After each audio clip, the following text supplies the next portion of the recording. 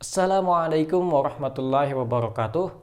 Perkenalkan, nama saya Ahmad Fauzi, mahasiswa IAIN Palangkaraya pada program studi Ilmu Al-Quran dan Tafsir.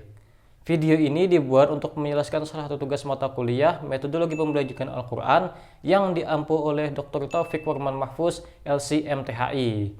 Nah, pada video ini nanti akan saya jelaskan tentang salah satu metode pembelajaran Al-Quran yang digunakan di Indonesia, yaitu metode Saqifa. Selain itu juga nanti saya akan menjelaskan sedikit tentang isi materi dari buku metode Saqifa ini. Langsung saja silahkan simak videonya. Nah, pertama-tama saya akan memperkenalkan tentang metode Saqifa ini. Metode Saqifa ini diambil dari bahasa Arab yang artinya cerdas atau cerdik.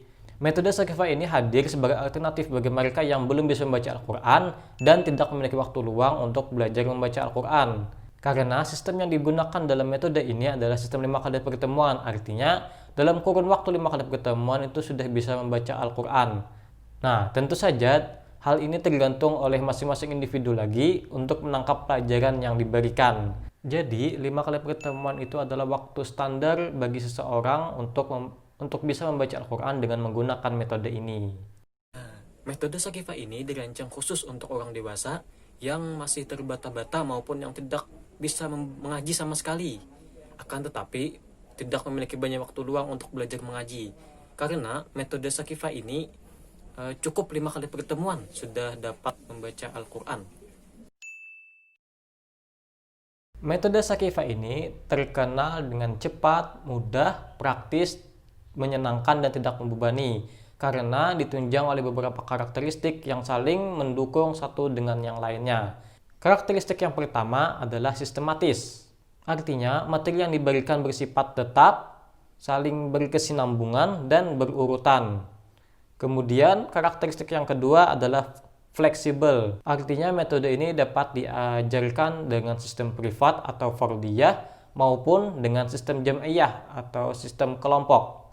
Kemudian, karakteristik ketiga adalah bersifat praktis. Karena dengan menggunakan metode ini, membaca Al-Quran hanya membutuhkan waktu singkat, yaitu 5 kali pertemuan. Dan karakteristik yang terakhir adalah variatif, yaitu tiap materi yang diberikan pada setiap pertemuan menggunakan gaya pengajaran yang berbeda-beda sehingga tidak membosankan. Nah, kelebihan dari metode Saqifa ini adalah metode ini cepat dan mudah serta tidak membebani. Karena metode Saqifa ini mempunyai karakter yang saling mendukung antara satu dengan yang lainnya. Salah satu contohnya itu setelah kita menguasai materi pertama, nanti akan memudahkan kita dalam menguasai materi-materi setelahnya. Selanjutnya, saya akan memberikan gambaran terkait sistematika pembahasan dalam metode Saqifa ini. Nah, metode Saqifa sebagaimana dijelaskan sebelumnya berisi 5 kali pertemuan, yaitu pada pertemuan 1 sampai ke 4 itu terdiri dari 8 materi, dan pertemuan kelima atau yang terakhir itu adalah praktik mengaji yang digunakan untuk mengevaluasi pembelajaran dari santri atau murid. Pada materi pertama itu berisi pengenalan 18 huruf hijaiyah yang konsonannya itu sama seperti huruf Latin. Dalam pengenalannya, 18 huruf tersebut dibagi menjadi 5 bagian, yaitu nama saya, malarosa, kata wajah, toko sofa, ada bahaya. Nah, dapat dilihat huruf dalam bahasa Arab sama konsonannya seperti pada huruf Latin. Pada materi yang kedua ini diperkenalkan 10 huruf yang tersisa dari huruf hijaiyah. Namun, karena huruf-huruf ini berbeda konsonannya dengan bahasa Indonesia atau dengan huruf Latin, maka pendekatan yang digunakan dalam mengajarkannya itu juga berbeda, yaitu dengan cara mengelompokkan huruf-huruf tersebut dengan huruf-huruf yang memiliki kemiripan bentuk, sifat maupun dengan makharijil hurufnya. Selain itu juga di sini dijelaskan bagaimana penyebutan huruf tersebut karena huruf-huruf ini berbeda dengan konsonan dalam bahasa Indonesia. Nah, salah satu huruf yang dikenalkan di materi kedua ini adalah huruf zo. Nah, di sini dijelaskan cara penyebutannya adalah ujung lidah ditempelkan pada persambungan antara gusi dan dua gigi seri atas.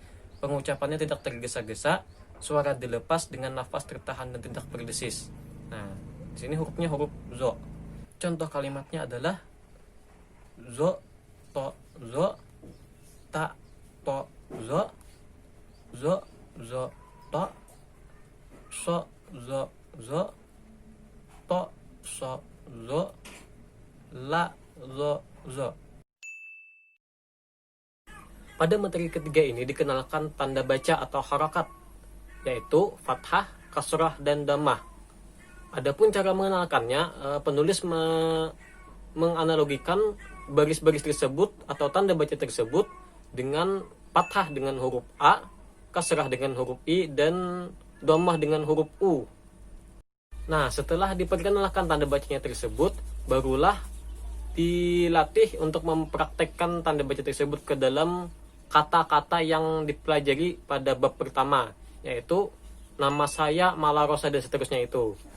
Ya, kemudian harakatnya itu diganti menjadi kasrah dan dhammah, yaitu ni, misi, yi, mili, risi, dan seterusnya, dan numusuyu, muluruso, dan seterusnya. Begitulah cara pengenalan pertama. Nah, setelah itu tanda baca ini diaplikasikan kepada huruf yang telah dipelajari pada bab pertama dan bab kedua. Yang pertama itu kan huruf na, nama saya. Berarti yang huruf pertama adalah huruf na. Diaplikasikan harakat ini sehingga menjadi na, ni, nu, ma, mi, mu, sa, si, su, ya, yi, yu, dan seterusnya. Setelah dilatih dengan 18 huruf dan 10 huruf yang dipelajarikan pada bab pertama dan bab kedua, setelah itu barulah dipraktekkan kembali dengan cara mengaplikasikannya pada huruf hijaiyah dari huruf hamzah sampai dengan huruf ya.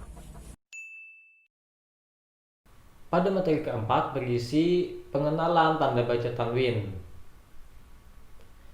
Pada bab ini diajarkan perubahan tanda baca dari fathah ke fathah tain, kasrah ke kasrah tain, dan dhammah ke dhammah tain. Pada awal pembahasannya itu diberi gambaran cara membaca tanwin adalah menambahkan huruf N setelah tanda baca A, I, U, sehingga menjadi an, in, dan un. Selain itu, dalam pembelajarannya diberikan contoh dalam bentuk terpisah dan dalam bentuk bersambung. Pada materi kelima ini diperkenalkan bacaan panjang atau mat, yaitu jika setelah huruf yang berbaris fathah ada huruf alif, maka dibaca panjang A. Dan jika setelah huruf yang berbaris kasrah ada huruf ya mati, maka dibaca panjang I. Dan jika setelah huruf yang berbaris dhammah ada huruf waw mati, maka dibaca panjang U. Setelah mengenal bacaan panjang ini, kemudian diaplikasikan kepada huruf-huruf hijaiyah dari hamzah sampai ya. Dalam pengaplikasiannya ini, setiap huruf ditulis dua versi, yaitu versi terpisah dan versi bersambung. Selain itu juga di sini juga dilatih membaca tanwin. Seperti salah satu contohnya itu huruf ba, yaitu versi terpisahnya itu bababan, kemudian versi bersambung bababan, bibibin, bibibin, bububun, bububun, dan seterusnya sampai huruf ya. Materi keenam adalah pengenalan tanda baca sukun atau huruf mati. Pada bab ini, setiap huruf hijaiyah yang diberi tanda sukun itu diberikan gambaran konsonannya dalam huruf Latin. Kemudian, huruf tersebut diberikan contohnya dalam bentuk kata dalam bahasa Arab. Salah satunya saya mengambil contoh huruf mim mati. Dapat lihat seperti itu. Pada materi ketujuh ini diperkenalkan tanda bacaan double atau tasydid. Nah, dalam pengajarannya penulis memberikan cara membacanya terlebih dahulu dengan huruf Latin. Salah satu contohnya itu seperti anna dengan tanda double, itu cara membacanya seperti an dengan na. Jadi membacanya anna, sama seperti itu.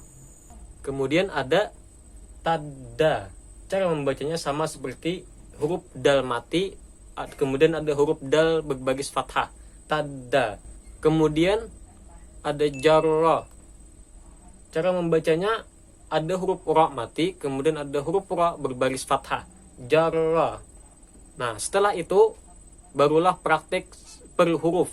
Salah satunya itu di baris pertama ina, in, kemudian inna sama dengan inna, innahum jahannama. Materi terakhir adalah materi tajwid terapan, yaitu terdiri dari 7 bagian.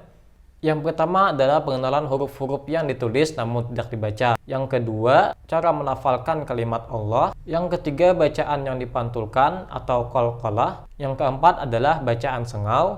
Yang kelima, cara menghentikan bacaan atau cara mewakafkan. Yang keenam, cara membaca nun sukun atau tanwin. Dan yang terakhir adalah bacaan mat atau bacaan panjang. Nah, sebagaimana telah disebutkan sebelumnya, metode Shakifah ini terdiri dari 5 pertemuan. Nah, materi-materi tadi dibagi dalam 4 pertemuan. Sedangkan pertemuan kelima adalah praktek membaca Al-Quran, yaitu dengan praktek membaca surah An-Naba. Ya, itulah tadi sedikit penjelasan dan gambaran terkait salah satu metode pembelajaran Al-Quran, yaitu metode Shakifah. Terima kasih sudah menonton video ini. Semoga video ini bermanfaat bagi kita semua. Assalamualaikum warahmatullahi wabarakatuh.